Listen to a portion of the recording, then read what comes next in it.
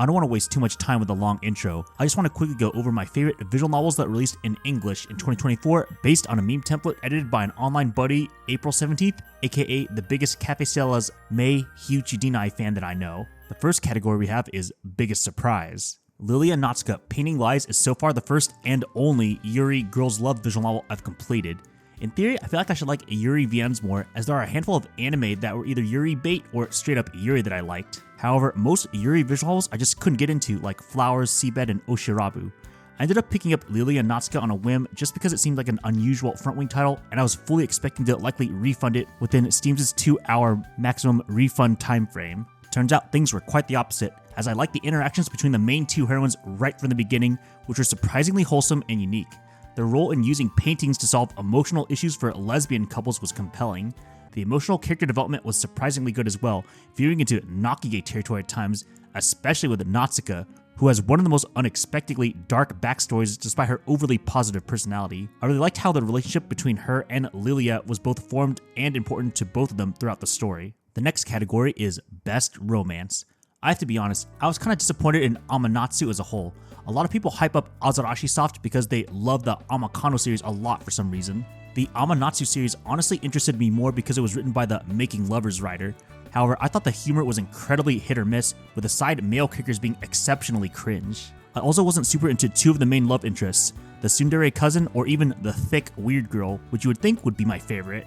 However, there's one character and one relationship that made Amanatsu at least kind of worth reading for me: Kogane, the overly affectionate Kohai. Given how I didn't like Reina in Making Lovers, who had a similar initial vibe, I was expecting to be eventually annoyed by Kogane, but once again, things turned out to be quite the opposite. I actually thought the interactions between her and the main character were actually quite funny, feeling like a mix of Reina from Making Lovers, but also Rina from Furaraba, a blend of affection and light teasing. Kogane's route gave her a surprisingly deep backstory for a moege, making her open affection for the main character make a lot more sense and turning various interactions in her route much sweeter. I'm not saying this route's romance is the best thing ever or anything, but it was nice to see the previous SME writer excel what he does best: good comedy and surprisingly wholesome romance once the heroine route starts. Next category, Best Artistic Direction. Recently on X-Editor, I saw a tweet criticizing visual novel remake art, a critique I partially understand as older visual novel art styles can have their own charm. However, I heavily disagreed with one user specifically criticizing Suino Sora's 2020 remake art compared to its original late 90s version. While I can appreciate older art styles, I believe the Suino Sora remake features the best art style of anything Skaji ever created, possibly only rivaled by Sakura no Toki. The remake perfectly balances preserving Skaji's typical art style, used consistently up into Sakura no Uta, with modernized colors and design flair. Despite many Dempa fans hyping up Suino Sora's 2020 remake as a quasi-sequel to Tsubahebi, I consider Suino Sora Remake one of the most approachable Skaji Dempa visual novels for newcomers to the genre. Its relatively short length, compelling presentation, and brand new chapter make it relatively accessible for people unsure if they'll like the genre. The next category, Best Soundtrack. This one was a no-brainer for me. While I enjoyed background music in many visual novels, Iritori Joy no Sekai: The Colorful World easily had my favorite visual novel music this year. In addition to a catchy opening and multiple two-ending vocal songs, the BGM had an amazing emotional weight. Iroseka already had strong emotional moments throughout the story across almost all their routes, and the music enhanced these scenes perfectly. The soundtrack struck an impressive balance, using subtle music cues and becoming dramatically impactful exactly when needed. The game also functions as a pseudo-mystery, featuring atmospheric songs that perfectly complement its narrative tone. Even though I had some issues that prevented Iroseka from being as great as I'd hoped, the music was definitely not one of those issues. In fact, the soundtrack helped me appreciate the visual novel's best parts even more than I initially expected. The next category is Best Comedy.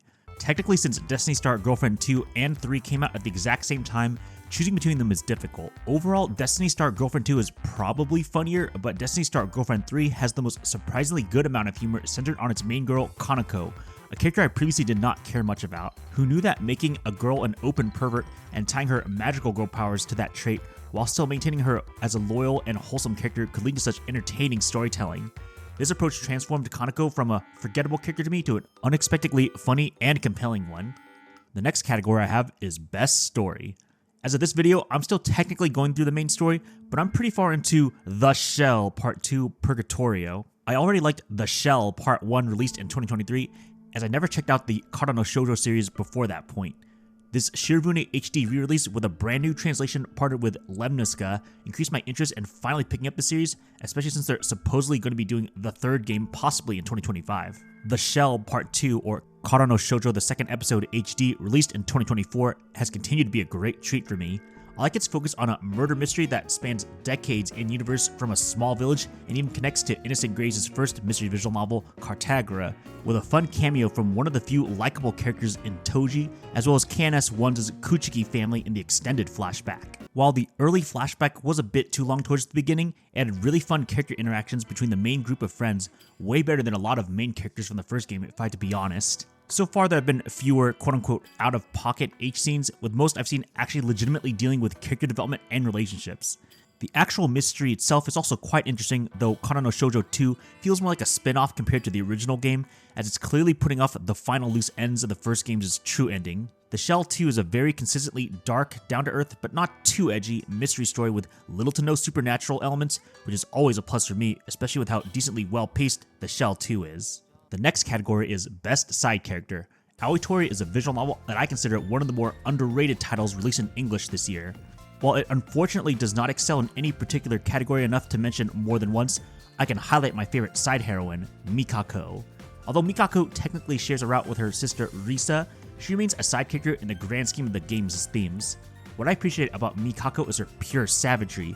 She's willing to bluntly speak her mind in an otherwise down-to-earth setting, which goes against many aspects of Japanese culture.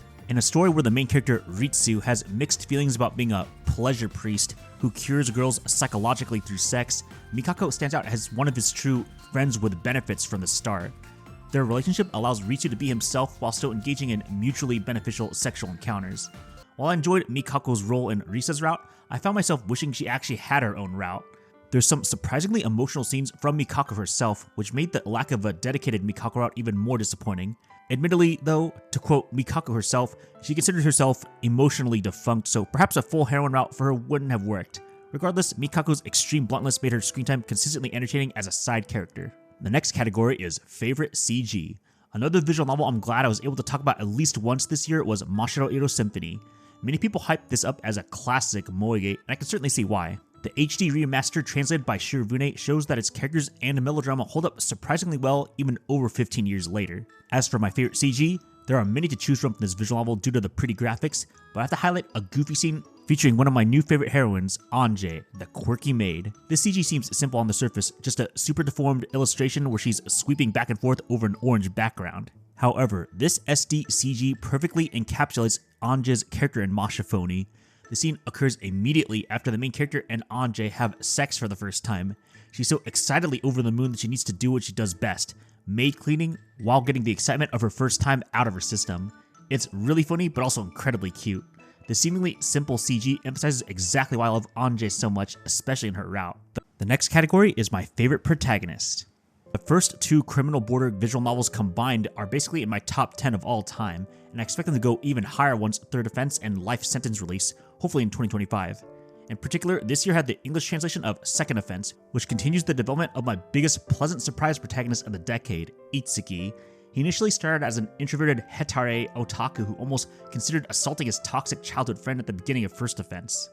Since then, he's gone on quite a journey dealing with the digital drug that causes instant horniness that he accidentally created, navigating complex relationships, both friendly and antagonistic.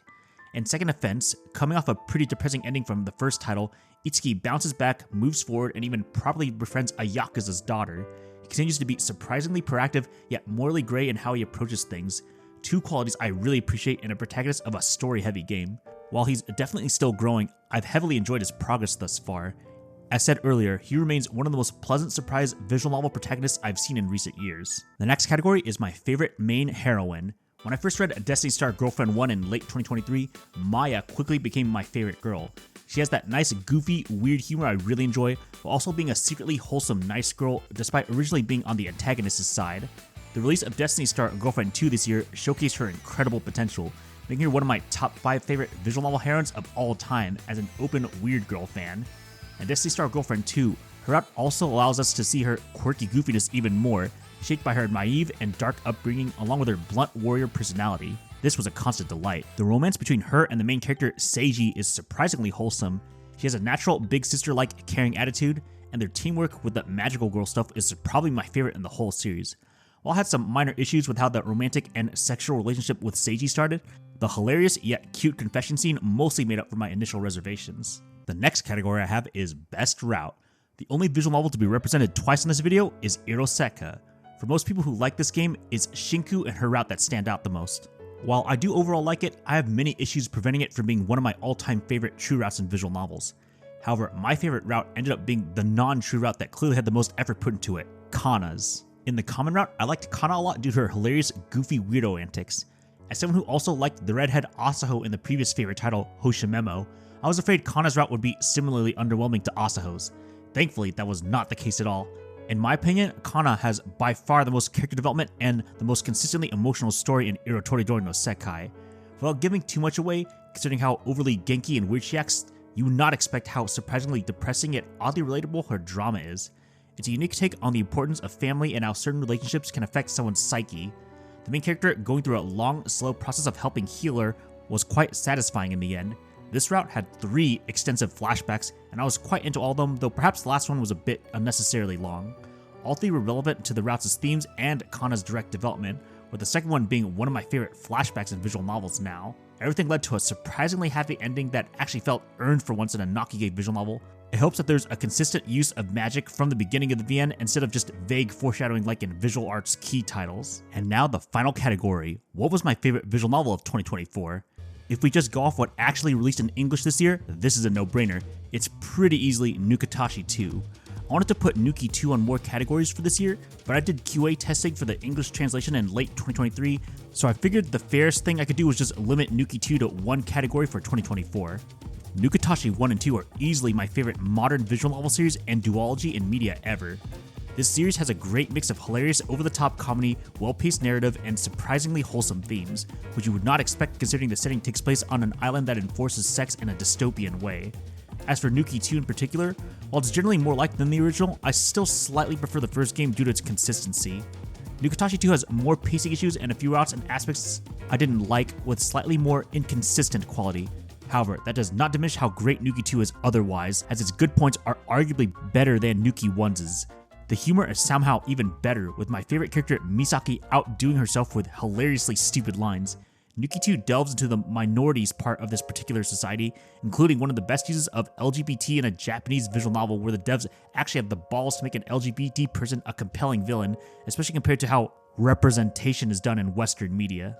While I wasn't super into the idea of a parallel world isekai for the main sequel route, I warmed up to it over time. The last third or so of the main sequel route is probably my overall favorite stretch in Nukatashi 2, having a great mix of action, comedy, wholesome camaraderie, and a much more memorable final battle and conclusion compared to the first game.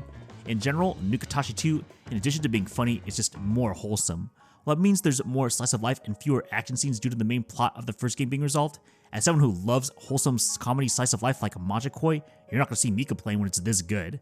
And that wraps things up. I was worried I was going to have to dig into visual novels that were released before this year, but thankfully I was able to not only read a lot of visual novels that first released in English this year, but I enjoyed basically almost all of them. What were your thoughts on the awards that I showed, and what were your favorite visual novels this year? Feel free to leave a comment below.